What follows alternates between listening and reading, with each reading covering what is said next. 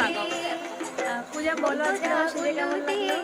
রাঙা বর এলো তুমি এরকম সিম্পল দিয়েছিলে একদম সেরকম হয়ে যেত।